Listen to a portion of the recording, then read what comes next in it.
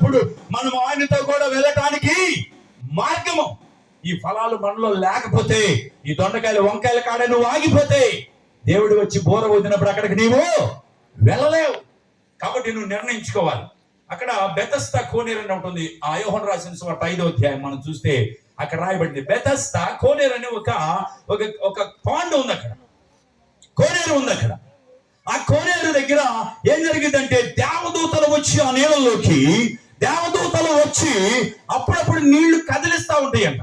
నీళ్లు కదిలించినప్పుడు ఏ రోగము వాడైనా సరే ఆ నీళ్ళలోకి దిగితే స్వస్థత వచ్చింది. చూడండి, యోహాను రాసిన సువార్త 5వ అధ్యాయము 1వ వచనం అనుకుంటా. అటు తర్వాత యూదుల పండుగ ఒకటి వచ్చెను గనుక యేసు యెరూషలేమునకు వెళ్ళెను. యెరూషలేములో గొర్రెల ద్వారము దగ్గర హెబ్రీ భాషలో బెతస్దా అనబడిన యొక్క కోనేరు కలదు. దానికి 5 మంటపములు కలవు. ఆయా సమయమునకు దేవదూతలు కోనేటిలో దిగి నీళ్లు కదిలించుట కలదు.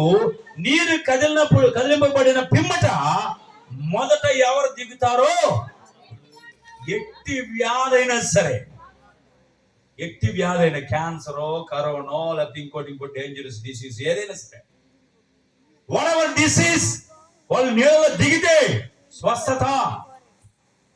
ఇక్కడ ఎన్ని సంవత్సరాల నుంచి ఉన్నాడంట ఆయన? ఒకసారి చదవమది. 38 సంవత్సరాల నుంచి ఏ వ్యాధి అయింది? 38 సంవత్సరాల నుంచి పడి ఉన్నాడంట అక్కడ. ఊచకాళ్లతోటి 38 సంవత్సరాల నుంచి అక్కడ పడి ఉన్నాడు ఆయన. ఇక్కడ చూడండి, వాక్యం సెలవిస్తుంది, ఆ కోనేరులో ఆ నీరు